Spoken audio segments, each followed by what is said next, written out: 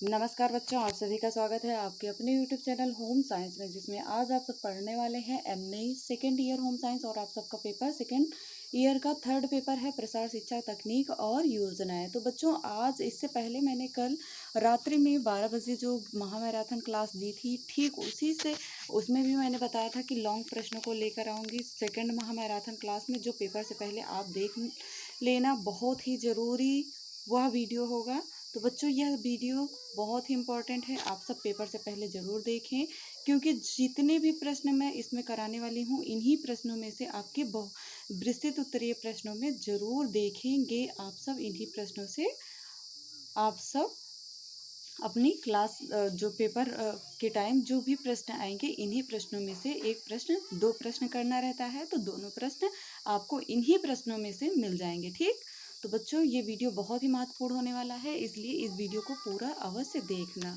तो चलते हैं, आगे बढ़ते हैं। ऐसा कि महामैराथन क्लास में अभी तक जिन्होंने लाइक नहीं किया है, लाइक कर दें। जिन्होंने चैनल को सब्सक्राइब नहीं किया, सब्सक्राइब अवश्य कर लें, जिससे अभी एक पेपर और है आप सबका, उसकी भी क्लास जैसे ही मैं अपलोड करती हूँ आप सबके स्क्रीन पर नोटिफिकेशन पहुँच जाए। इसलिए सब्सक्राइब, बेल आइकन प्रेस ज़रूर करें और वीडियो को लाइक भी अवश्य कर दिया करें। लाइक करते हुए आगे बढ़ें। अभी तक जिन बच्चों ने लाइक नहीं किया, बच्चों लाइक कर दें। तो देखते हैं क्या है हमारा प्रश्न। जैसा कि आप सब प्रसार शिक्षा पढ़ रहे हैं, तो उसमें बहुत ही इम्पोर्टेंट रोल अदा करता है आपका दृश्य श्रव्य साधन।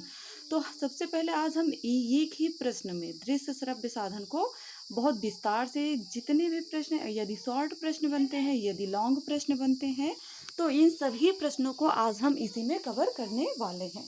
तो ये वीडियो बहुत ही महत्वपूर्ण होने वाला है, और इसलिए ये वीडियो आप सब पूरा ज़रूर देखना। तो देखते हैं क्या है प्रश्न आज हमारा। प्रसार कार्यकर्ता ग्रामीणों को सिखाने के लिए जो प्रश्न है, सबसे पहले प्रश्न देख लें। दृश्य श्रव्य साधनों को परिभाषित कीजिए, इसके वर्गीकरण, उपयोगिता एवं सीमाओं के बारे में वर्णन कीजिए।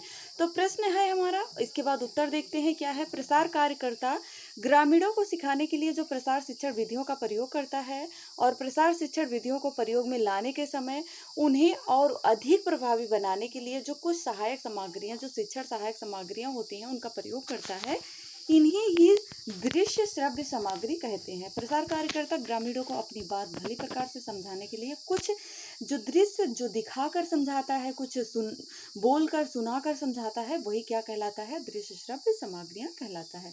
तो अब परिभाषा देख लेते हैं। ऐसे आप भी हेडिंग डाल के लिखना, परिभाषा डाल देना, हाईलाइट कर देना। उसके बाद परिभाषा में इन सभी जो राइटर हैं, इनके नाम अवश्य दिखाना।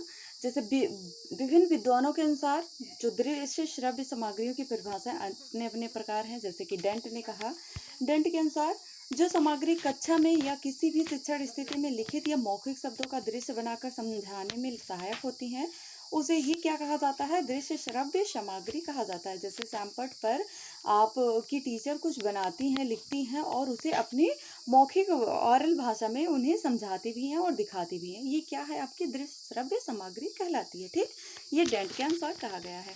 उसके बाद जो अहलुवालिया हैं, इन्होंने कहा कि वे साधन जो विचारों को आंखों तथा कानों के द्वारा सीखने वाले के पास पहुंचाने में सहायता करते हैं, वही दृश्य श्रव्य साधन कहलाते हैं। उसके बाद रॉबर्ट ने कहा, रॉबर्ट के अनुसार दृश्य शिक्षा एक सूचना देने की विधि है जो मनोवैज्ञानिक सिद्धांत पर आधारित होती है। इसमें क्या होता है? कोई मनुष्य पढ़कर या सुनकर शब्दों को ग्रहण करने के लिए मुकाबले में वस्तु को देखकर ज़्यादा अच्छी तरह से समझ लेता है। और हमारे चक्रवर्ती हैं, जो चक्रवर्ती के अनुसार है, इन्होंने कहा दृश्य श्रव्य साधन मुद्रित या लिखित शब्द के अतिरिक्त वे साधन हैं जो वस्तु विशेष को स्पष्ट धारणा बनाने में सहायक होते हैं। जो वस्तु है और उसकी विशेषता की जो स्पष्ट धारणा है, उसे बनाने में सहायक होते हैं। किसके अनुसार? चक्रवर्ती के अनुसार है। उसके बाद नेक्स्ट आते हैं हमारे वैज्ञानिक। आप इसमें से 2-3 जरूर याद रखना, जो आपको इजी लगे उसे नोट करके अभी भी रिवीजन कर लो, जिससे पेपर में तो जरूर आएगा इससे प्रश्न। ठीक, तो जो डेमफिर हैं और कोकरन है, इन्होंने लिखा कि दृश्य श्रव्य साधन वे सामग्रियां हैं जिनकी सही चुनाव और प्रयोग से किसी वस्तु के बारे में सोचने और फिर उसे समझाने में सहायता मिलती है। कोई वस्तु है, जैसे थिंग्स है, उसे सोचने के बारे में, अगर आप उस वस्तु को देख रहे हैं तो इमेजिन करके आप उसे समझा भी सकते हैं, समझ सकते हैं। इससे आप जो ग्रामीण जनता है उसे आप बहुत आसानी से समझा सकते हैं। यही हमारे डेम्फिर और कोकरल ने कहा। फिर उसके बाद दुबे एवं सिंह के अनुसार इन्होंने कहा कि दृश्य श्रव्य साधन हमारी सुनने देखने की जो इंद्रियां हैं इनकी सहायता करते हैं, जिससे हम अच्छी प्रकार से सीख सकते हैं। ये साधन हमें विचारों को सुनने, देखने और अच्छी तरह से समझने का अवसर देते हैं। इनकी सहायता से प्रसार कार्यकर्ता अपने विचारों को अधिक स्पष्टता एवं प्रभावशाली ढंग से श्रोता और दर्शक तक पहुंचा सकता है। कोच के अनुसार इन्होंने कहा कि दृश्य जो श्रव्य दृश्य साधन है ऐसे सहायक उपाय हैं जिनके प्रयोग को बढ़ाकर अध्यापक विद्यार्थी के समक्ष मुख्य भाव प्रकट स्पष्ट कर सकते हैं तथा विभिन्न प्रत्ययों को समझाने, अर्थ निर्णयों, गुण दोष विमोचन करने, ज्ञान बुद्धि रुचियां भावनाओं तथा सोचने की जो शक्ति है उसको बढ़ाने में भी क्या करते हैं, सहायता करते हैं। इस प्रकार आपका ये दृश्य श्रव्य जो सामग्री है ये बहुत ही इम्पोर्टेंट होता है आपके किसके लिए, प्रसार शिक्षा के लिए। नेक्स्ट है दृश्य श्रव्य सामग्री का प्रसार कार्य में महत्व, बहुत ही इम्पोर्टेंट है। ये आपके लघु उत्तरीय प्रश्नों में भी आ सकता है कि आप बताइए जो दृश्य श्रव्य सामग्री है उसमें प्रसार शिक्षा का प्रसार कार्य का क्या महत्व है। तो देखते हैं क्या है महत्व।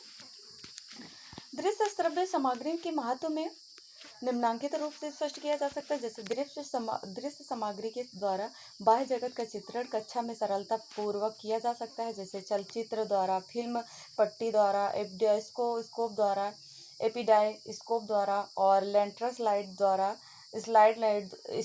द्वारा, इन सभी के प्रयोग के द्वारा क्या किया जाता है, दूर की वस्तुओं को छात्राओं के सम्मुख प्रस्तुत किया जा सकता है। ठीक, किसी छोटी वस्तु को बड़ा करके बहुत से लोगों को एक साथ दिखाया जा सकता है। जैसे बीमारियों के कार्यक्रम को अणुवीक्षण यंत्र द्वारा या प्रोजेक्टर में बड़ा करके दिखाया जा सकता है, उससे ज्ञान स्पष्टता ग्रहण किया जा सकता है। ठीक, इसी प्रकार किसी सूक्ष्म क्रिया को बड़ा करके सुगमता पूर्वक दिखाया जा सकता है। किसी भी नमूने को विषय से संबंधित प्रोजेक्टर द्वारा बड़ा करके दिखाने से समझने में भी सरलता रहती है। उसके बाद 4 है दृश्य श्रव्य सामग्री भाषण की निरक्षता को दूर करने में सहायक होता है। इसमें विषय के ज्ञान को स्थूल से सूक्ष्म और मूर्त से अमूर्त की ओर ले जाते हैं।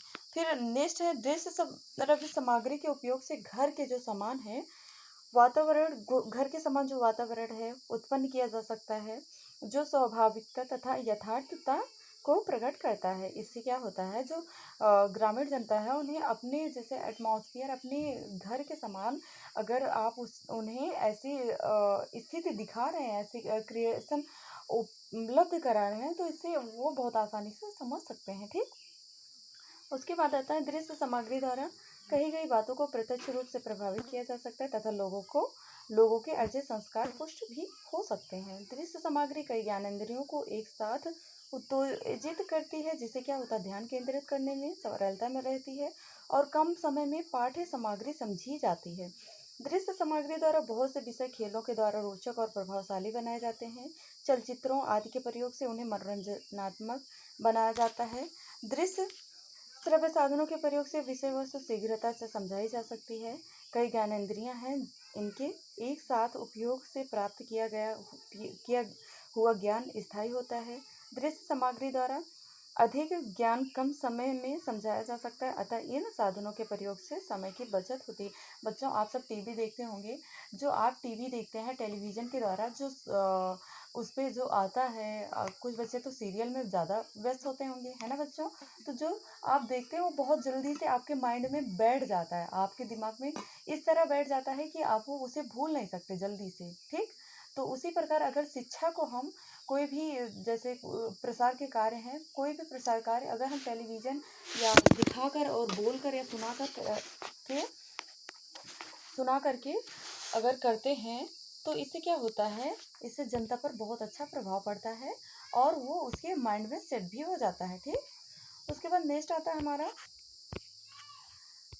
है विचारों में शीघ्र ही परिवर्तन हो जाता है। भारत में अधिकतर जनसंख्या अशिक्षित है, जिससे क्या होता है, भाषा और ज्ञान का अभाव रहता है। अभाव होने के कारण कार्यकर्ता इन साधनों के प्रयोग से अपने कार्य को सफल बना सकता है। ठीक, कार्यकर्ता अपने विचारों को अधिक स्पष्ट तथा क्रमबद्ध तरीके से रख सकता है।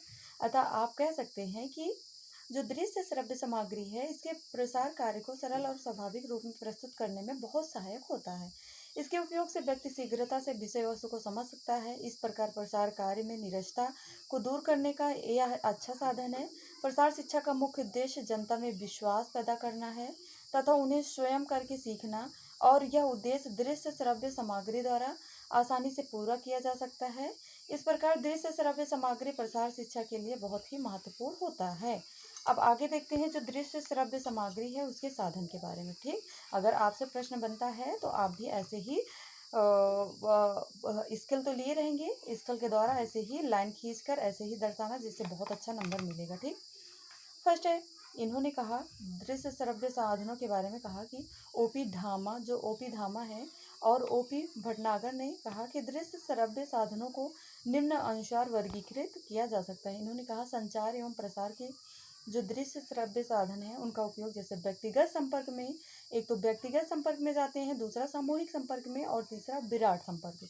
ये 3 संपर्क होते हैं। यदि प्रश्न ये भी आ जाता है संपर्क कितने प्रकार के होते हैं, तो 3 प्रकार के संपर्क होते हैं, व्यक्तिगत, सामूहिक, विराट। ठीक, और ये आपके प्रसार शिक्षा में बहुत अहम रोल अदा करता है। व्यक्तिगत संपर्क में अगर आप अपना प्रसार कार्य कर रहे हैं तो उसमें जो श्रव्य दृश्य साधन है उसका क्या जैसे कि व्यक्तिगत संपर्क में जाते हैं खेतों पर कार्य करना, घरों पर कार्य करना, और जो ग्रामीण जनता उन्हें इसके बारे में जागरूक करना, व्यक्तिगत पत्र देना, टेलीफोन पर वार्ता करना, ये सब क्या है, संचार द्वारा, व्यक्तिगत संपर्क के द्वारा। ठीक, सामूहिक संपर्क में जैसे प्रदर्शन करना, विधि परिणाम और परीक्षण देना, चर्चा बैठकें, जैसे कई मीटिंग होती हैं, चर्चा होती है, समूह चर्चा होती है, पैनल चर्चा होती है, परिचर्चा होती है, फोरम होती है। फोरम वोरम के बारे में मैंने जो वीडियो बनाया है सीरीज से संबंधित, उसमें बहुत विस्तार से पढ़ाया हुआ है, तो वो सब वीडियो आप सब जरूर देख लें पेपर से पहले। ठीक, और सामूहिक साक्षात्कार और संवाद या लोक संप्रेषण, कार्यशाला, क्षेत्र दिवस, यात्राएं, ये सब क्या है, ये सब आपके सामूहिक संपर्क होते हैं। विराट संपर्क में जैसे फिल्म एवं स्लाइडर्स होता है, फ्लैश कार्ड होता है, छपी हुई सामग्री होती है, मॉडल्स एवं प्रदर्शन होता है, आपका रेडियो भी आता है विराट संपर्क में। कि विराट संपर्क अर्थात जो बहुत एक साथ बहुत सारे व्यक्तियों से संपर्क हो जाता है। ठीक, जैसे टेलीविज़न पर कोई सीरियल आता है, एक टाइम पे आता है ना, तो आप वो उस चैनल पर आप विदेशों में भी रह करके वो देख सकते हैं, तो यही आपका विराट संपर्क होता है। ठीक, फिर उसके बाद आता है रिकॉर्ड की हुई बातचीत, चार्ट, चित्र आदि, सर्क्यूलर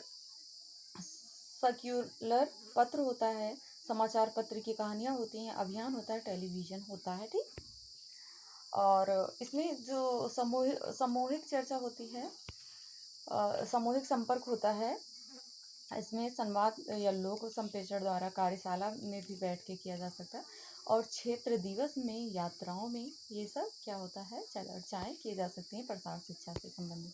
उसके बाद नेक्स्ट आता है प्रसार सामग्री, जैसे श्रव्य सामग्री कौन सी है और दृश्य सामग्री कौन सी है, और ऐसे कौन सी सामग्री है जो दृश्य एवं श्रव्य सामग्री दोनों होती है। तो श्रव्य सामग्री में जैसे जिसे सुनते हैं, रेडियो है, टेलीफोन है, टेप रिकॉर्डर है, ग्रामोफोन है।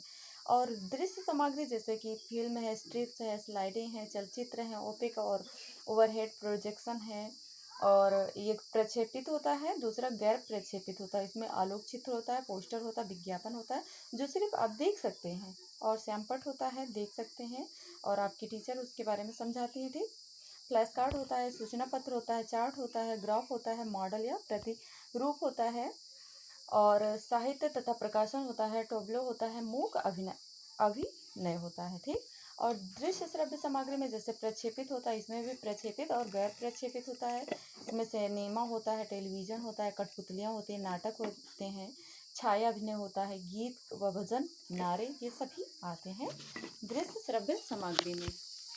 उसके बाद प्रकृति के आधार पर होता है, जैसे बुलेटिन हुआ, लिखित प्रसार के साधन में जैसे बुलेटिन, लीफलेट्स, सूचना पत्र, व्यक्तिगत पत्र और सर्कुलर लेटर हुआ। बोलकर समझाए जाने वाले साधन जैसे मीटिंग हुई, गृह और फार्म का दौरा हुआ, रेडियो आदि, ये सब हैं। और दृश्य सामग्री जैसे परिणाम प्रदर्शन, प्रदर्शनी और मेला, सिनेमा, पोस्टर आदि के द्वारा भी सीखने की विधि के अनुसार देख लेते हैं। ध्यान आकर्षित करने वाली विधि जैसे शोभा यात्रा, पोस्टर, रेडियो, वार्तालाप आदि आते हैं। जनता की रुचि उत्पन्न करने वाली विधियाँ जैसे समूह चर्चा, भ्रमण, फिल्म, परिणाम प्रदर्शन आदि आते हैं, ठीक, प्रसार शिक्षा में। उसके बाद जनता की जो इच्छा है उसे उत्पन्न करने वाली विधियाँ जैसे परिणाम प्रदर्शन, विधि प्रदर्शन, दृश्य श्रव्य साधन आदि, ये सभी आते हैं, ठीक। ये प्रश्न बहुत ही इंपॉर्टेंट है, मैंने इससे पहले वाले मैराथन क्लास में भी ये पढ़ाया हुआ है। जिन्होंने वो मैराथन क्लास नहीं देखा है वो बच्चे वो जाकर के डिस्क्रिप्शन में मैंने लिंक दे रखा है, वहाँ से जाकर के उस मैराथन क्लास को अवश्य देख लें। शिक्षा का अर्थ और भाषा, जो प्रसार शिक्षा है उसका अर्थ क्या है? शिक्षा शब्द की उत्पत्ति संस्कृत भाषा के शिच धातु से हुई है। किससे हुई है? शिच धातु से हुई। शिक्षा का अर्थ होता है सीखना और सिखाना, अर्थात शिक्षा का शाब्दिक अर्थ हुआ सीखने और सिखाने की क्रिया। अतः भारतीय संदर्भ में शिक्षा एक प्रक्रिया है जिसके द्वारा बालक अपनी सांस्कृतिक विरासत से परिचित होता है। प्रोफेसर ड्रेवर ने कहा कि शिक्षा एक प्रक्रिया है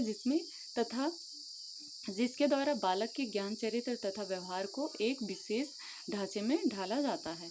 जी.एस. थॉमसन के अनुसार इन्होंने कहा कि शिक्षा एक विशेष प्रकार का वातावरण है जिसका प्रभाव बालक के चिंतन, दृष्टिकोण तथा व्यवहार करने की आदतों पर स्थायी रूप से परिवर्तन के लिए डाला जाता है। और प्रसार शिक्षा का अर्थ लोगों को ज्ञान प्रदान करना है, उनकी विचार शक्ति का विकास करना है तथा मानव में व्यवस्थित, वैज्ञानिक और स्वतंत्र रूप से विचार करने की शक्ति प्रदान करना होता है, ठीक। और उसके बाद आप देख लें, कैल्शियम हेर्ने के अनुसार प्रसार शिक्षा व विद्यालय के बाहर उस शिक्षा पद्धति को बतलाना है जिसमें क्या होता है, वयस्क एवं युवा दोनों अपने अपने कार्य सीखते हैं। इस शिक्षा में क्या होता है, मुख्य उद्देश्य क्या होता है, लोगों को विकास, जो लोग हैं उनका विकास करना, ठीक। लिंक्स के अनुसार ये सभी परिभाषाएं मैंने पढ़ाया हुआ है।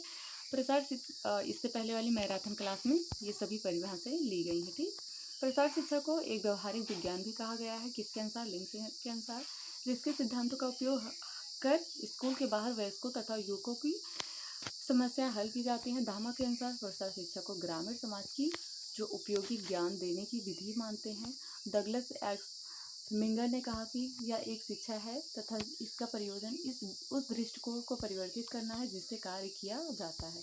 प्रसार शिक्षा का उद्देश्य क्या है? प्रसार शिक्षा के लक्ष्यों एवं उद्देश्यों को निम्नलिखित वर्गों में विभक्त किया जा सकता है। जैसे शैक्षिक उद्देश्य हैं, एजुकेशनल ऑब्जेक्टिव, इसमें क्या होता है, प्रसार शिक्षा के शैक्षिक उद्देश्यों के अंतर्गत जैसे कि व्यक्ति के ज्ञान, मनोवृत्ति एवं कार्य क्षमता में परिवर्तन लाना लक्षित है। ज्ञान के विकास के लिए मनुष्य की सूचनाओं की ज़रूरत होती है। इन सूचनाओं से स्वयं को जोड़ना, उन्हें ग्रहण करना तथा उनका उपयोग करना आत्मोन्नति के महत्वपूर्ण चरण है। प्रायः व्यक्ति अपनी समस्याओं को जानने के एवं पहचानने में असफल रहता है। उसे यह बताने की ज़रूरत नहीं रहती है कि उसकी समस्या क्या है। समस्या का ज्ञान होने पर भी व्यक्ति हल ढूंढने का प्रयास करता है। इसके निमित्त विवेक तथा विश्लेषणात्मक रवैये की भी ज़रूरत होती है। व्यक्ति की रुचि सीखने के प्रति होनी चाहिए। उसकी यह आंतरिक इच्छा होनी चाहिए कि वह सदैव नई बातें सीखकर अपना ज्ञानवर्धन करे। प्रसार शिक्षण के अंतर्गत सीखने की क्रिया प्रत्यक्ष के सिद्धांत के आधारित होती है। बच्चों, आप सब लाइक नहीं करते हो, लाइक तो ज़रूर कर दिया करो। ओके, इतनी गर्मी है, आपकी टीचर आपके लिए इतना सब कुछ करती है तो आप एक लाइक तो ज़रूर किया करो, ठीक। अर्थात प्रत्यक्षण की विशेषता के अनुसार इसके द्वारा उसी वस्तु, व्यक्ति अथवा परिस्थिति का ज्ञान होता है जो उपस्थित रहता है। शैक्षिक उद्देश्य आप सब समझ गए होंगे। उसके बाद आता है भौतिक उद्देश्य, अर्थात जो मटेरियलिस्टिक होता है ऑब्जेक्टिव, इसके बारे में जानते हैं। प्रसार शिक्षा में भौतिक उद्देश्य का क्षेत्र अत्यंत विस्तृत होता है। ग्रामीणों का जीवन स्तर ऊंचा उठाने, उनके लिए गांव में रोजगार के अवसर बढ़ाने, उन्हें आर्थिक समृद्धि प्रदान करने एवं उनके जीवन को सुखी बनाने तथा उन्हें आधुनिक सुख सुविधा से परिपूर्ण करने के लिए ही प्रसार शिक्षा कार्यक्रम का प्रतिपादन हुआ है। और ग्रामीण अर्थव्यवस्था में समृद्धि लाना प्रसार शिक्षा का लक्ष्य है। मनुष्य के जीवन में खुशहाली अर्थोपार्जन द्वारा आती है। कृषि के अतिरिक्त अन्य ग्रामीण उद्योग जैसे धंधे परंपरागत जड़त्व के शिकार हो जाते हैं, जैसे कि बढ़ईगिरी है, टोकरी इत्यादि बुनना है, कुम्हारगिरी है, कपड़े बुनना है, चर्म उद्योग है, पशुपालन है, मुर्गी पालन है। इन सभी को प्रसार शिक्षा में सम्मिलित किया जाता है। ये सभी क्या आते हैं, आपके भौतिक उद्देश्य हैं इसके अंतर्गत आते हैं। अब इसके इतना काफ़ी है आपके लॉन्ग में लिखने के लिए, ठीक। इतना विस्तार से आप नहीं जाएंगे क्योंकि आपके पास समय भी उतना ही रहता है। और आप सब कमेंट में ज़रूर बताना किन किन बच्चों का पूरा होता है, कौन कौन से बच्चे छोड़ देते हैं, और छोड़ना बिल्कुल नहीं, सारे प्रश्न करना। ठीक। सामाजिक उद्देश्य जैसे सोशल ऑब्जेक्टिव्स होता है, इसमें क्या होता है, जैसे कि मैंने बताया कि सामाजिक उद्देश्य उसके बाद सोशल ऑब्जेक्टिव्स है। तो अगर आपको इसका इंग्लिश वर्ड याद है तो आप इसका इंग्लिश वर्ड ज़रूर लिखा करें, इससे एग्जामिनर के ऊपर बहुत अच्छा इफेक्ट पड़ता है और आपको अच्छा नंबर भी मिलता है। तो समाज एक व्यक्ति, दोनों जो समाज है एवं व्यक्ति है, दोनों एक दूसरे के ही सहायक हैं, एक दूसरे के लिए ही आवश्यक होते हैं तथा एक दूसरे पर आश्रित भी होते हैं। व्यक्ति अपने आत्म विकास हेतु समाज पर निर्भर करता है और सामाजिक प्रक्रिया के अंतर्गत सहकारिता, सहयोग, सह अस्तित्व, समायोजन, सात्मीकरण, सहिष्णुता आदि जैसे तत्वों को समाहित करता है। ठीक। इसमें समाज में क्या आता है, जैसे कि लोकाचार है, लोक रीतियाँ हैं, प्रथाएं हैं, रूढ़ियाँ हैं, धर्म है, नैतिकता है, परिवार है, परंपराएं हैं, नेतृत्व है, शिक्षा व्यवस्था है। इन सभी के द्वारा प्रसार शिक्षा को आगे बढ़ाया जाता है, तो यही सामाजिक उद्देश्य होता है। ठीक। और सामुदायिक उद्देश्य जो कम्युनिबल ऑब्जेक्टिव होता है, कॉम्युनिबल ऑब्जेक्टिव। ओके। तो जो समुदाय होता है, समुदाय के व्यक्ति के ऐसे समूह को कहा जाता है जो एक निश्चित भौगोलिक क्षेत्र में रहकर इसके भीतर जीवन व्यतीत करते रहते हैं तथा जिसके सदस्य उसी क्षेत्र के अंदर अपने जीवन की समस्त समस्याएं, जो सामान्य आवश्यकताएं हैं, उनकी पूर्ति करते हैं। इसी प्रकार समुदाय की प्रकृति समाज से भिन्न होती है। समुदाय के सदस्य एक ही संस्कृति में रहकर पारस्परिक संबंधों को स्थापित करते हैं तथा उनमें सामुदायिक भावना का विकास होता है और वही सामुदायिक भावना हम की भावनाओं पर आधारित होता है। एक ही क्षेत्र में निवास करने के कारण लोगों की सहानुभूति एवं सहयोग की भावना विकसित हो जाती है। लोग एक दूसरे की समस्याओं को अपनी समस्या तथा दूसरे की सफलता को अपनी सफलता समझने लगते हैं। बच्चों, ये तो कहा गया है पर ऐसा नहीं होता है। लोग जेलसी फील करते हैं। अगर कोई व्यक्ति सफल हो जाता है तो उसे देखकर लोग जेलसी फील करते हैं और उसकी सफलता में अपना कोई सफलता नहीं देखते। ठीक है ना बच्चों? पर लिखना तो आपको यही है। हम की भावना को एक शक्ति के रूप में मानकर ग्रामीण विकास में इसका प्रयोग करना प्रसार कार्यक्रम का महत्वपूर्ण उद्देश्य होता है। आगे देखते हैं सांस्कृतिक उद्देश्य में, जैसे कि टायलर ने कहा सांस्कृतिक वह जटिल संपूर्णता है जिसके अंतर्गत ज्ञान, विश्वास, कला, नैतिकता, कानून, प्रथा, अन्य सभी क्षमताएं आती हैं, जिसका आदतों का समावेश होता है। इसमें क्या होता है, सांस्कृतिक में बच्चों, जैसे कि बहुत सारे रीति रिवाज होते हैं और अंधविश्वास भी होते हैं, रूढ़वादिता और कुरीतियाँ होती हैं जो मानव समाज को इन सभी से मुक्त करें। ठीक। दहेज प्रथा, जातिगत, ये सब के बारे में जो प्रसार शिक्षा है सांस्कृतिक उद्देश्य के द्वारा भी इन्हें ग्रामीण जनता को शिक्षित करता है। और जो दहेज प्रथा है, जातिगत विवाद है, बाल विवाह, खान पान में प्रतिबंधन, इन सभी अभिशापों से लोगों को अवगत कराकर इनसे दूर करना ही प्रसार शिक्षा का कार्यक्रम के अंतर्गत आता है। ठीक। अब नेक्स्ट क्वेश्चन आता है हमारा कार्यक्रम नियोजन। बहुत ही महत्वपूर्ण है क्योंकि आपका जो पेपर है extension education and technique and programming, तो जो प्रसार शिक्षा तकनीक और कार्यक्रम है, तो इसमें तकनीक के बाद आपका कार्यक्रम भी आता है। कार्यक्रम किस तरह से आप योजनाएं बनाएंगे, किस प्रकार से कार्यक्रम को चलाएंगे जिसके कारण प्रसार शिक्षा को बढ़ाया जा सकता है, किसी ग्रामीण जनता को जागरूक किया जा सकता है। तो देखते हैं, लक्ष्य तक पहुंचने की दिशा को निर्धारित करना और आवश्यकताओं की पूर्ति के लिए सही ढंग से कार्य निष्पादन हेतु यह आवश्यक होता है कि कार्यक्रम नियोजन के सिद्धांतों का पालन अच्छी तरह से किया जाए और कार्यक्रम नियोजन के विभिन्न चरणों के अनुरूप ही कार्य निर्धारित किए जाएं। और इसमें क्या होता है, कुछ हेडिंग याद कर लेना, सारी हेडिंग बहुत ही इंपॉर्टेंट है कार्यक्रम नियोजन में। तो कार्यक्रम नियोजन, आप सब इतने टैलेंटेड हैं कि आप सब जरूर लिखेंगे। ठीक। नई सूचनाएं, जानकारियां तथा तथ्य एकत्रित करना। ये सूचनाएं जानकारियां कैसे एकत्र करेंगे? समाचार पत्र पत्रिकाओं के द्वारा, रेडियो प्रसारण द्वारा, टेलीविज़न कार्यक्रम द्वारा, कृषि विज्ञान केंद्र द्वारा और कृषि विश्वविद्यालय, कृषि मेले, सर्वेक्षण रिपोर्ट, सम्मेलन रिपोर्ट, बुलेटिन तथा अन्य स्रोतों द्वारा नई नई तकनीकों, प्रयोगों और अनुसंधान संबंधी जानकारियाँ प्राप्त होती हैं। तो बच्चों, अभी तक लाइक नहीं किए तो लाइक ज़रूर कर दें। और आपका ये यूट्यूब भी बहुत ही इम्पोर्टेंट रोल अदा करता है क्योंकि आप सब यूट्यूब पर ही पढ़ रहे हैं। ठीक। और इसके द्वारा भी आप नई नई जानकारियाँ प्राप्त करते हैं। ठीक, नई सूचनाएं प्राप्त होती हैं आपको। उसके बाद आता है नेक्स्ट आता है परिस्थिति। इसके अंतर्गत आप लिख सकते हैं इतना मैंने समझा दिया है, इतना ही लिख देंगे तो काफ़ी रहेगा, क्योंकि समय बहुत कम है बच्चों। तो ज़्यादा डीपली नहीं जाएंगे। परिस्थिति की व्याख्या एवं कार्यक्रम की प्रासंगिकता, इसके बारे में मैंने हिंट दे दिया है, तो आप सब जरूर विस्तार से लिख लेंगे। ठीक। उपलब्ध सूचना और जानकारियों का स्थानीय परिस्थिति के परिवेश में विश्लेषण करना महत्वपूर्ण होता है। जो परिस्थिति की व्याख्या एवं कार्यक्रम की प्रासंगिकता होती है, कार्यक्रम के संचालन के कुछ कारक अत्यधिक प्रभावित करते हैं और इनके विषयक तथ्य एकत्रित करना ही कार्यक्रम नियोजन की प्रक्रिया के अंतर्गत आता है। ठीक। जैसे कि भौतिक संसाधन है, मानवीय साधन है, स्थानीय परिस्थितियां हैं और सामाजिक व्यवस्था संबंधी मूल्य एवं सांस्कृतिक सामाजिक एवं राजनीतिक कारक हैं। इन सभी कार्यक्रमों को सरकारी एवं गैर सरकारी सहायता की उपलब्धता होती है। उसके बाद समस्या को जानना भी बहुत ही इम्पोर्टेंट होता है। आप जो कार्यक्रम कर रहे हैं, जो प्रोग्रामिंग रख रहे हैं, सबसे पहले ये जानना जरूरी है कि वहाँ की क्या समस्या है।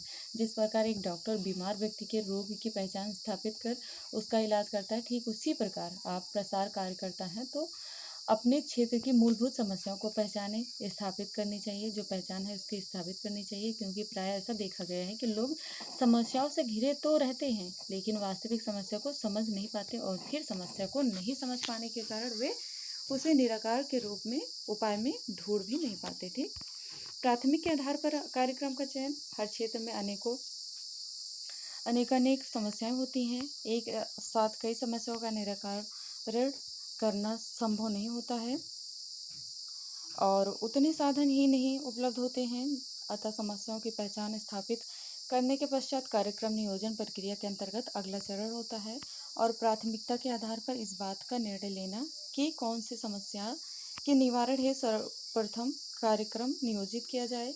समस्या का चयन करते समय कुछ बातों को ध्यान में रखना आवश्यक होता है, जैसे समस्या सर्वव्यापी हो, समस्या का निराकरण से एक बड़े समुदाय को लाभ पहुंचता हो, स्थानीय संसाधनों से समस्या निवारण हेतु कार्यक्रम चलाया जा सकता हो, कार्यक्रम को सरकारी एवं गैर सरकारी संस्थाओं द्वारा आर्थिक सहायता उपलब्ध कराने का प्रावधान हो। उद्देश्य में देख लेते हैं। उद्देश्य निर्धारित करना, जो आपका कार्यक्रम है उसके लिए एक उद्देश्य निर्धारित करना चाहिए, तभी आप जो कार्यक्रम है उसे बहुत अच्छे से डिपेंड कर सकते हैं। ठीक। समस्या का चयन, कार्यक्रम की पृष्ठभूमि तैयार करना होता है, जैसे तत्पश्चात अगला चरण होता है प्रस्तावित कार्यक्रम के उद्देश्य एवं लक्ष्य निर्धारित करना है। यह बात पूर्णतः स्पष्ट होती है कि कार्यक्रम किसके लिए नियोजित किया जा रहा है अथवा कार्यक्रम के द्वारा कौन कौन से लोग प्रभावित होंगे, लाभान्वित होंगे। प्रभावित वर्ग के समक्ष कार्यक्रमों के उद्देश्य सुस्पष्ट होने चाहिए। पारस्परिक विचार विमर्श होना चाहिए। भी उसके बाद जो कार्य योजना बनाना है, इसमें क्या होता है, नियोजित कार्यक्रम की रूपरेखा तैयार करना कार्यक्रम की कार्य योजना बनाने के अंतर्गत आता है। जैसे प्रसार कार्यक्रम द्वारा चिन्हित समस्याओं के निवारण हेतु नियोजित कार्यक्रम की विस्तृत रूपरेखा तैयार की जाती है। कार्यक्रम के विविध पक्ष, जैसे कौन कौन से कार्य निष्पादित होने हैं, कार्य निष्पादन के माध्यम क्या होंगे, किन किन साधनों का प्रयोग किया जाएगा, किन लोगों की संलग्नता होगी, कार्यक्रम कब प्रारंभ किया जाएगा, कार्यक्रम कितने चरणों में संपन्न होगा, ये सब भी मायने रखता है। ठीक। उसके बाद नेक्स्ट में आपका मूल्यांकन आता है।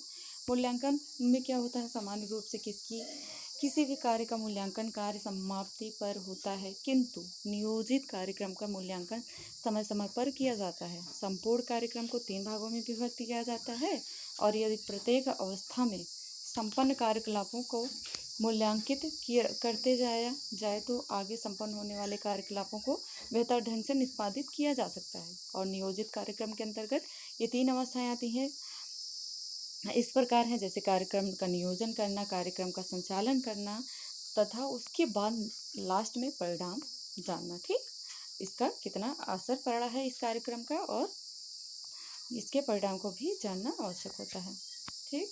उसके बाद आप सब नेक्स्ट देख लें, पुनर्विचार। ये भी हेडिंग याद रखना। उसके अंतर्गत आप बीच में अपने अनुसार लिख सकते हैं। इतने टैलेंटेड हैं, कार्यक्रम के बारे में इतना पता है तो आप इतना लिख सकते हैं। ठीक। पुनर्विचार, जैसे यह सर्व मान सकते हैं कि मनुष्य अपने अनुभवों से सीखता है और अपने अनुभव के द्वारा ही भविष्य में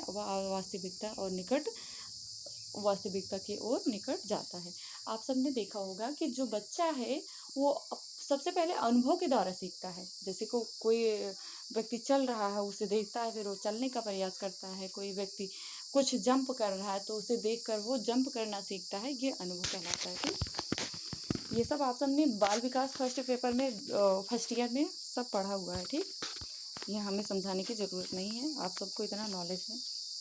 अब ये भी देख लें, बहुत ही महत्वपूर्ण है, जो प्रसार शिक्षण विधियां हैं उसे प्रभावित करने वाले कारक। हम हेडिंग पर चर्चा करेंगे। ठीक, ज़्यादा विस्तार से नहीं देखेंगे क्योंकि समय बहुत कम है। विषय वस्तु की प्रकृति और लक्षित उद्देश्य, जैसे सर्वश्रेष्ठ शिक्षण विधि वह होती है जो विषय वस्तु के अनुरूप हो। कृषि या गृह विज्ञान विविध क्षेत्रों से संबंधित व्यापक विषय है। इसके अंतर्गत सिखाए जाने वाले काम भी अनंत हैं, अतः क्या सिखाना है क्या बताना है उसी के अनुसार शिक्षण विधि का चुनाव करना चाहिए। ठीक, समस्या की उपलब्धता, जैसे कि समय सीमित साधन है, कितना समय हाथ में मिल सकता है जिस बीच कुछ बताया और सिखाया जा सकता है, या बाद विधि के चुनाव को प्रभावित करती है। उदाहरण के लिए, जैसे यदि यात्रा या भ्रमण द्वारा कुछ सिखाया जाना है तो देखना होगा कि क्या सिखाने वाले या सीखने वाले के पास उसमें लगने वाला समय है। भ्रमण आदि में भी पर्याप्त समय लगता है। सीखने में यह भी ज़रूरी है कि विधि का प्रयोग दोहराया जाए, दोहराने में भी समय लगता है। अतः ऐसी हालत में विचार विमर्श या भाषण आदि जैसी कम समय लेने वाली विधियाँ कारगर साबित हो सकती हैं और इसमें दोहराने में भी कठिनाई नहीं होती है। उसके बाद नेक्स्ट हेडिंग आती है सामान्य स्थानीय। ये सभी प्रसार शिक्षा को जो प्रसार शिक्षा है उसे प्रभावित करने वाले कारक के बारे में चर्चा कर रहे हैं। ठीक, सारी हेडिंग याद करना, ये सारे प्रश्न बहुत ही इंपॉर्टेंट हैं। और अभी तक लाइक नहीं किया, लाइक कर दो बच्चों, और शेयर भी कर दो। जो बच्चों बहुत गर्मी है बच्चों, शेयर ज़रूर किया करें वीडियो। और आगे बढ़ते हैं, पहले पानी पी लें थोड़ा सा, फिर आगे बढ़ते हैं। ठीक,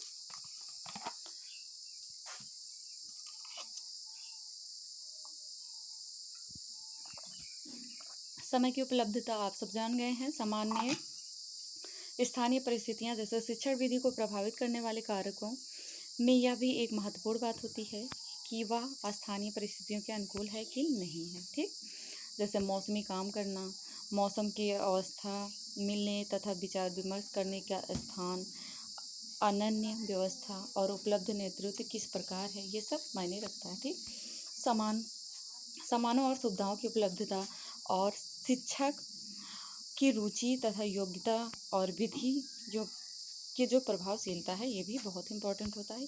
इसके बाद आता है नेक्स्ट क्वेश्चन, बहुत इंपॉर्टेंट है आपके पेपर के लिए।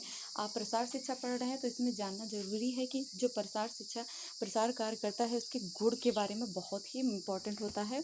उसके अंदर क्या क्या गुण होना चाहिए जो प्रसार कार्य करता है, जिससे क्या होता है कि जो ग्रामीण जनता है जहाँ पर आप प्रसार का कार्य कर रहे हैं वहाँ पर जाकर इसका अच्छा एक्शन हो और अच्छा परिणाम हो, जिससे जनता प्रभावित हो। इसके लिए इन सभी गुणों का होना बहुत अनिवार्य होता है, जैसे कि विषय का सही ज्ञान होना। सबसे पहले देख लेते हैं, कुछ ऐसे आपको भी लिखना होगा। प्रसार कार्य बहुआयामी होता है जिसके विविध पक्ष होते हैं। इसमें कुटीर उद्योग, सामुदायिक विकास, आहार नियोजन, गृह प्रबंधन, शिशु पालन, कृषि साक्षरता आदि सम्मिलित किए जाते हैं। जैसे प्रसार कार्यकर्ता का संबंध गाँव के समस्त वर्गों क्षेत्र के लोगों से होता है। उन्हें सभी व्यक्तियों के साथ मिलजुल कर प्रेम पूर्वक निर्वाह करना होता है। विषय का सही ज्ञान होना चाहिए। प्रसार कार्यकर्ता लोगों को विषय का नया ज्ञान देकर उनके व्यवहार में बदलाव लाता है। प्रसार कार्य का क्षेत्र अत्यंत विस्तृत तथा व्यापक होता है। इसके अंतर्गत कृषि विज्ञान, गृह विज्ञान, पशुपालन, मत्स्य पालन और ग्रामीण समाजशास्त्र ये सभी आते हैं। और जैसे कि अयोग्य शास्त्र है, मनोविज्ञान है, भूगोल है, यांत्रिक आदि ये सभी विषय शामिल होते हैं। इन सभी अगर आप किस टॉपिक पर प्रसार कर रहे हैं तो उसके बारे में आपको अच्छे से नॉलेज होना चाहिए, तभी आप प्रसार करें। ठीक, विषय के बारे में अच्छा नॉलेज होना चाहिए, ये आपके गुण में होना चाहिए। ठीक, प्रगतिशील विचार होने चाहिए। जैसे कि प्रगतिशील विचार, जैसे कि इस समय वर्तमान में क्या स्थिति है, क्या करके आप उस उद्योग को या जिस पर प्रसार कर रहे हैं उसे आगे बढ़ाया जा सकता है। ठीक, ज्ञान अर्जन की इच्छा, लोगों को नवीन जानकारियाँ प्रदान करना चाहिए और उन्हें प्रेरित करना चाहिए कि जो स्वयं ज्ञान प्राप्त करने की इच्छा और लोगों की समस्याओं को जानने की इच्छा होनी चाहिए। ठीक, और ग्राम विकास के प्रति अवस्थावान होना चाहिए। अवस्था वन होना चाहिए, जिसमें क्या होता है जैसे प्रसार कार्यकर्ता को ग्राम विकास के प्रति आस्थावान होना चाहिए। जैसे प्रसार कार्य का उद्देश्य ही ग्रामीण जनता का विकास है। इस कार्य को वही व्यक्ति मनोयोग्य से पूर्ण कर सकता है जिसकी विकास कार्यों में आस्था होनी हो। जिन व्यक्तियों की विकास कार्यों में आस्था नहीं होती है, उनके कार्य में उत्साह का अभाव होता है, जिससे कार्य सफलतापूर्वक नहीं किया जा सकता। जैसे मन का विश्वास, व्यक्ति की आस्था ही उसका मार्गदर्शन करती है तथा उसे आगे बढ़ाती है। दूरदर्शिता में जैसे प्रसार कार्य से दीर्घ समय तक चलने वाला कार्य है, इसीलिए प्रसारकर्ता में सोचने समझने की क्षमता होनी चाहिए। किस कार्य का क्या परिणाम होगा, लोगों पर इसका क्या प्रभाव पड़ेगा, ये भी उसके अंदर होना चाहिए प्रसार कार्यकर्ता के अंदर। ठीक, कार्य कुशलता होना चाहिए, जो कार्य कर रहा है उसके अंदर उस कार्य के प्रति जो कुशलता होती है उसे भी होना चाहिए। नई पद्धतियों तथा तकनीकों में विश्वास होना चाहिए। जो प्रसार कार्य करता है उसके अंदर ये भी होना चाहिए कि जो नई पद्धतियां हैं, जो नई तकनीकें आई हैं, उन पर विश्वास भी होना चाहिए। ठीक, और किसी भी नवीन विचार या कार्य प्रणाली को हम ठीक रूप से किसी दूसरे के समक्ष यदि प्रस्तुत करना चाहते हैं, तब जब हम उस पर हमें पूर्णतः विश्वास होगा। बहुत से ऐसे लोग होते हैं जो नई बातों को नहीं मानते हैं, उन्हें अपना न तो दूर बल्कि उसके विषय में जानना भी नहीं चाहते हैं, वो पुरानी बातों पर ही अटके रहते हैं। ठीक, इन्हें किस प्रकार से समझाया जा सके, ये सब आपको होना चाहिए याद। और साधन संपन्नता, जैसे प्रसार कार्य की सफलता हेतु लोगों का विश्वास प्राप्त करना। आप जाएंगे, प्रसार करेंगे, उस समय आपको जो असेंबली है, जो सभा है, उस सभा में सबसे पहले आपको उन व्यक्तियों का विश्वास प्राप्त करना चाहिए। फिर इसके बाद साधन संपन्नता में, जैसे कि जिसके लिए लोगों से अधिक ज़रूरतों की पूर्ति आवश्यक हो, अतः अपने पास जो उपलब्ध समस्त साधन है उनसे समुचित प्रयोग करना जरूरी होता है, जिससे प्रसार कार्य के तीव्र गति आगे बढ़ सकते हैं। स्पष्टवादी होना चाहिए, सहानुभूतिपूर्ण व्यवहार होना चाहिए, विवेकशील। ये सब आप सब को पता है बच्चों, सिर्फ रिवीजन करना है। विवेकशील होता क्या है, जिसके अंदर विवेकशील होना चाहिए, वो प्रसार करता जैसे गलत कार्य करने की अपेक्षा कार्य न करना अच्छा हो, है ना, वो गलत कार्य नहीं करेगा। अगर विवेकशील व्यक्ति है तो वो गलत कार्य नहीं करेगा। अगर उसे गलत कार्य करने के लिए कहा जाएगा तो वो कार्य का करना, उस कार्य का न करना ही अपने लिए उचित समझेगा। ठीक, सेवा भावना होनी चाहिए। जो प्रसार कार्य करता है उसके अंदर सेवा की भावना होनी चाहिए, ग्रामीण दृष्टिकोण होना चाहिए, और ग्रामीण सामाजिक मूल्यों की जानकारी। ग्रामीण दृष्टिकोण में वो यदि कोई व्यक्ति है जा रहा है गांव में प्रसार के लिए, तो वहाँ की जो स्थिति है, जैसे आपके मोदी जी हैं, हमारे जो महान प्रधानमंत्री पीएम हैं, मोदी जी हैं, ये क्या करते हैं, जहाँ पर जाते हैं सबसे पहले वहाँ की असेंबली, वहाँ की जनता के बारे में जानते हैं, वहाँ का बोल चाल कैसा है, तो उसी अकॉर्डिंग वो जहाँ जाते हैं उसी अकॉर्डिंग बोलते हैं, भाषण देते हैं, स्पीच देते हैं, जिससे क्या होता है जनता के ऊपर बहुत अच्छा प्रभाव पड़ता है। ठीक, उसके बाद आता है हमारा नेक्स्ट, धार्मिक दृष्टिकोण होना चाहिए। आप गांव में जा रही हैं, प्रसार कर रही हैं, तो जैसे गांव में किस धर्म के व्यक्ति हैं, मुस्लिम धर्म के हैं या हिंदू धर्म के हैं, उनके धर्म के प्रति आपकी दृष्टिकोण अच्छी होनी चाहिए, पकड़ अच्छी होनी चाहिए, जिससे उनको उसी के अकॉर्डिंग समझाया जा सके। ठीक, अपने कार्य के प्रति समर्पित भावना होनी चाहिए। जो आप कार्य कर रहे हैं उसके प्रति अगर आपके अंदर समर्पित भावना होगी तो वो कार्य बहुत अच्छे से आप सफल बना सकते हैं। ठीक, उसके बाद मार्गदर्शन एवं नेतृत्व की भावना होनी चाहिए, कार्यक्रम नियोजन तथा प्रबंधन होना चाहिए। सबसे लास्ट में मूल्यांकन क्षमता होनी चाहिए। अब प्रसार जो दर्शन है उसकी विशेषता के बारे में जान लें। यथार्थवादी दर्शन होना चाहिए। यथार्थवादी दर्शन में जैसे कि व्यक्ति सर्वोपरि साधन होता है, और यह एक निर्विवाद सत्य है, अपने कार्य निष्पादन हेतु अन्य भौतिक, आर्थिक तथा मानवीय साधनों पर निर्भर करता है। प्रसार दर्शन यथार्थवादी होने के कारण स्थानीय उपलब्ध संसाधनों पर विश्वास रखता है। उपलब्ध साधनों से संभावनाएं दृढ़ कर स्थानीय स्तर पर समस्याओं के समाधान निकाले जाते हैं। मानवतावादी दर्शन, जैसे मानवतावादी दर्शन में क्या होता है, इसमें होता है कि जो प्रसार दर्शन पूर्ण रूपेण मानवतावादी दर्शन होता है, इसमें उन कार्यक्रमों को महत्व दिया जाता है जो मनुष्य की मनुष्यता का विकास करता है। आदर्शवादी दर्शन होता है, फिर परिणामवादी दर्शन होता है। इन सभी को याद कर लेना, रिवीजन करते चलो। ठीक, अब तो समय नहीं है, इसी में रिवीजन कर लो। आदर्शवादी में जैसे कि आदर्श दर्शन के अनुसार प्रसार शिक्षा का दर्शन उच्च आदर्शों पर निर्भर होता है। परिणामवादी दर्शन में जैसे परिणामवादी दर्शन इस बात का विश्वास करता है कि किस प्रसार कार्यक्रम समयानुसार परिवर्तनशील होना चाहिए, या प्रसारकर्ता को अपने कार्यक्रम के अनुसार सोचने का प्रसार विधियों के चलाने की में जो पूर्ण स्वतंत्रता होनी चाहिए। कार्यक्रम नियोजन में जो लचीलापन रखा जाता है और उसे लक्ष्य माध्यम का पद्धति नहीं वरन जो वांछित परिणाम होता है उस पर ध्यान देना चाहिए। ठीक, पुनर्निर्माण के में विश्वास का दर्शन होना चाहिए। इस सिद्धांत के अनुसार समाज में सदैव पुनर्निर्माण होता रहता है। प्रसार कार्य की सफलता भी कार्यक्रम में परिवर्तन के साथ सामंजस्य रखता है। उसके बाद ये प्रश्न बहुत ही इम्पोर्टेंट होता है, ग्रामीण महिलाओं में जो ग्रामीण महिलाएं हैं उनकी क्या समस्याएं हैं। पहली समस्या तो शिक्षा आती है। जो ग्रामीण महिलाएं हैं उन्हें शिक्षित नहीं किया जाता है, उन्हें शिक्षा से वंचित किया जाता है।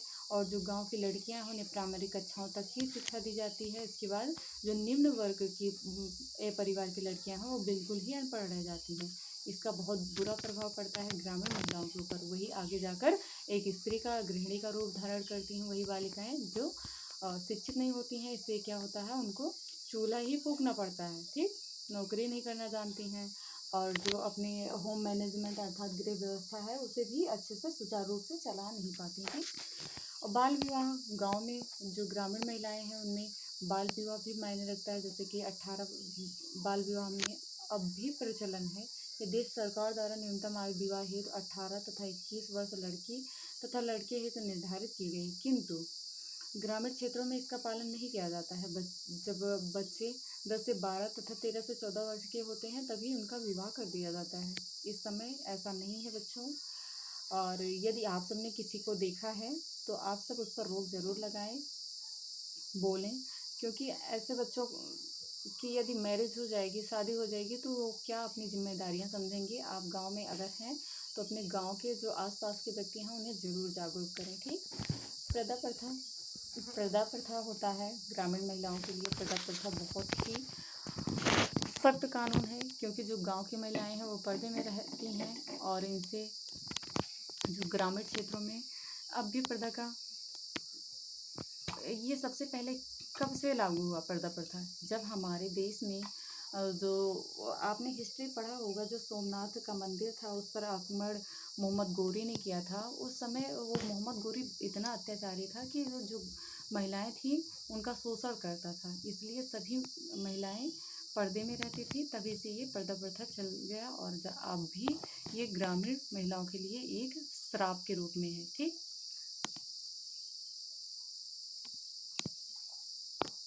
दहेज की समस्या, और जो ग्रामीण महिलाएं हैं दहेज की काफ़ी समस्याएं होती हैं। पोषण की समस्या होती है, उन्हें उचित पोषण नहीं मिल पाता है।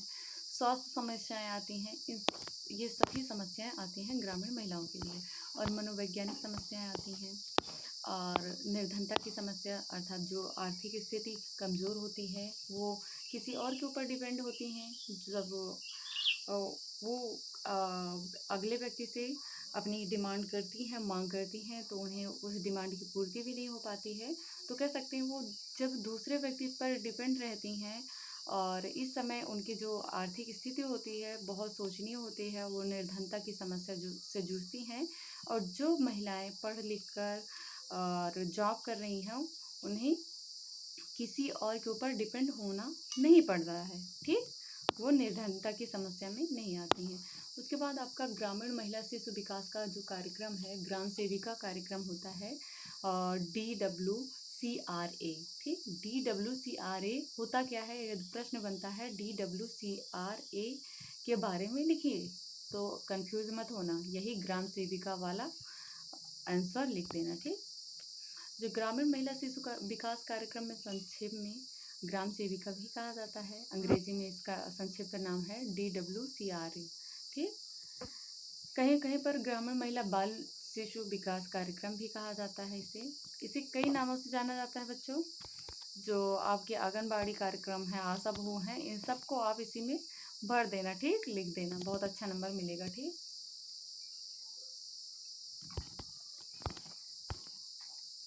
कार्यक्रम नियोजन शब्द को परिभाषित कीजिए। प्रसार शिक्षा कार्यक्रम नियोजन के सिद्धांत एवं सोपान को भी बताइए। ये प्रश्न बहुत इंपॉर्टेंट है।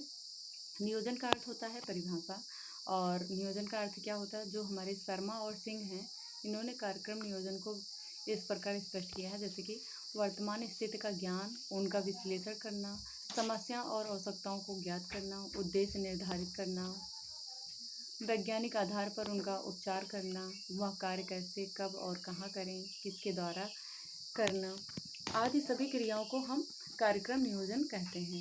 और कार्यक्रम नियोजन करते समय उद्देश्यों की पूर्ति, प्रतिपूर्ति हेतु वार्तालाप, वर्तमान स्थिति को ध्यान में रखकर समस्याओं का समाधान सोचा जाता है, जिससे प्रसार कार्यक्रम नियोजन में ये सभी बातें विशेष महत्व रखती हैं।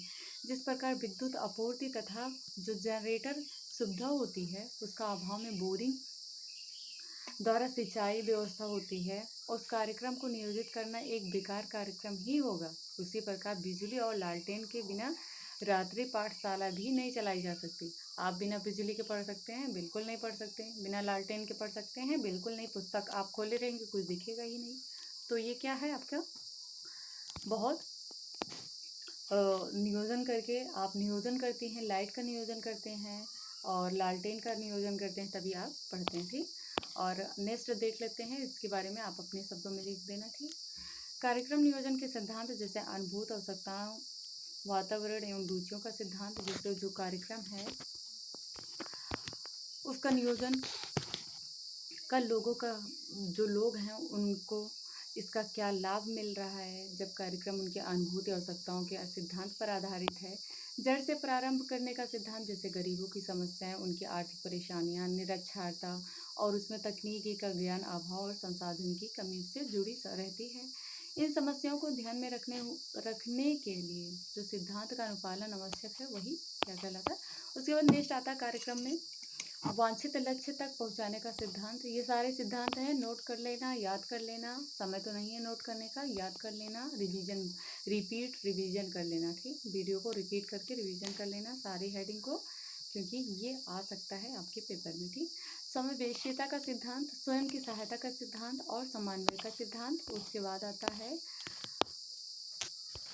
राष्ट्रीय नीतियों और कार्यक्रम के अनुसरण का सिद्धांत, संयुक्त भागीदारी का सिद्धांत, संपूर्ण समुदाय के हित का सिद्धांत। और फिर नेक्स्ट आता है निरपेक्षता तथा तटस्थता का सिद्धांत, समानता का सिद्धांत और सरलता का सिद्धांत और पारदर्शिता का सिद्धांत, स्थानीय भाषा एवं बोली के प्रयोग का सिद्धांत और स्थानीय संस्थाओं के प्रयोग का सिद्धांत, नमनीयता का सिद्धांत। ये सभी सिद्धांत सतत विकास का सिद्धांत और उपलब्धता का सिद्धांत, व्यवहारिकता एवं क्रियात्मकता का सिद्धांत, तकनीकी विकास का सिद्धांत और सूचना तकनीकी के अनुसरण का सिद्धांत, ये सारे सिद्धांत याद कर लेना। इसके अंतर्गत आप कार्यक्रम से संबंधित कुछ भी लिख देंगे तो आपको अच्छा नंबर मिलेगा। ठीक, मूल्यांकन का सिद्धांत। उसके बाद आता है प्रसार शिक्षण विधियाँ एवं तालिकाबद्ध वर्णन। जो शिक्षण एवं सीखना क्या है? शिक्षण पद्धति एक माध्यम है जिसके द्वारा शिक्षक अपनी बातें शिक्षार्थी तक पहुंचाता है। इसके लिए एक ऐसा वातावरण तैयार करना होता है जिसमें क्या होता है, बात या संदेश का प्रसारण होता है, सीखने की प्रक्रिया को बढ़ावा मिल सके। प्रसार शिक्षण पद्धतियों का वर्गीकरण, जैसे प्रसार शिक्षा शास्त्रियों की प्रसार शिक्षा पद्धतियों का वर्गीकरण निम्न प्रकार होता है, जैसे प्रयोग के आधार पर वर्गीकरण, जो क्लासिफिकेशन अकॉर्डिंग टू यूज होता है, जिसमें प्रसार कार्य के अंतर्गत प्रसार कार्यकर्ता को लोगों के संपर्क बनाना पड़ता है और नई पद्धतियों एवं सूचनाओं को उन तक पहुंचाना होता है। और प्रयोग के आधार पर इनका वर्गीकरण एवं विधियाँ, प्रयोग के आधार पर मैंने ये सब पढ़ाया हुआ है अभी। जो दृश्य श्रव्य सामग्री में जो वर्गीकरण पढ़ाया ठीक वही है, जैसे व्यक्तिगत संपर्क में खेत और घर पर संपर्क, ऑफिस क्लास, टेलीफोन क्लास और व्यक्तिगत पत्र, परिणाम प्रदर्शन और समूह संपर्क में जैसे विधि प्रदर्शन सभा, नेता परीक्षण सभा, भाषण सभा, कॉन्फ्रेंस और चर्चा सभा और परिणाम प्रदर्शन, भ्रमण, स्कूल, विभिन्न सभी प्रकार की ये सभाएं। ठीक, बुलेटिन, लिवलेट्स और समाचार कहानियाँ, सर्कुलर पत्र, रेडियो, दूरदर्शन, पारदर्शित पदार्थ, पोस्टर्स, ये सब आते हैं। उसके बाद आता है नेक्स्ट हमारा स्वरूप तथा प्रकृति के आधार पर वर्गीकरण। उसमें क्या होता है, स्वरूप और प्रकृति के आधार पर जैसे लिखित होता है, एक मौखिक होता है, एक वस्तुनिष्ठ तथा दर्शनीय होता है। आप लिखित पेपर दे रहे हैं आपका प्रैक्टिकल होगा, उसमें ओरल होगा, मौखिक वाइवा होगा और वस्तुनिष्ठ। इसके बाद ये आपका लास्ट ईयर है एमए फाइनल। इसके बाद आपको इतना ज़्यादा डीपली लिखना नहीं पड़ेगा। आप सारे, जैसे अगर नेट का पेपर देती हैं तब भी वस्तुनिष्ठ प्रश्नों को देंगी, और यदि टीजीटी पीजीटी का पेपर देती हैं तब भी आप बहुविकल्पीय प्रश्नों को ही चुनेंगे। ठीक, इन सभी के लिए बहुविकल्पीय प्रश्न होते हैं, लेकिन आपके एमए में बहुत लिखना है बच्चों, बहुत लिखना पड़ता है। इसलिए आपको वाक्यों के बारे में भी जानना है, शब्दों के बारे में जानना है। ठीक, शब्द जो जैसे प्रसार शिक्षा है, इससे प्रसार शिक्षा के बारे में लिखना आ गया तो कौन कौन शब्दों को शामिल करेंगे, किस प्रकार से प्रसार शिक्षा के बारे में 50 शब्दों में लिखेंगे, ये सब आपको आना जरूरी है। तो लिखित में जैसे बुलेटिन्स हुआ, लिफलेट्स हुआ, समाचार सामग्री हुई, व्यक्तिगत पत्र हुआ, सर्कुलर पत्र हुआ। मौखिक में जैसे सामान्य और विशिष्ट सभाएं, घर एवं क्षेत्रों पर संपर्क, कार्यालय द्वारा बुलावा, टेलीफोन क्लास हुआ, रेडियो हुआ, ये सभी आते हैं। वस्तुनिष्ठ या दर्शनीय में जैसे परिणाम प्रदर्शन हुआ, प्रदर्शित पदार्थ हुआ, पोस्टर्स हुआ, मोशन पिक्चर्स हुआ, चार्ट हुआ, स्लाइडर्स हुआ और दृश्य सामग्रियाँ हुई, विधि प्रदर्शन सभाएं हुई, ये सब आते हैं। और ये भी आता है परिणाम परिदर्शन में। इसमें आता है परिणाम प्रदर्शन सभा, जिसमें मोशन पिक्चर्स और दृश्य साधन सम्मिलित होते हैं। प्रसार शिक्षण के चरणों के अनुसार वर्गीकरण भी होता है, जैसे classification according to step by extension teaching. ठीक, सीखना प्रक्रिया के विभिन्न चरण प्रसार शिक्षण को नियंत्रित करते हैं, इन्हें प्रसार शिक्षण के चरण भी कहा जाता है।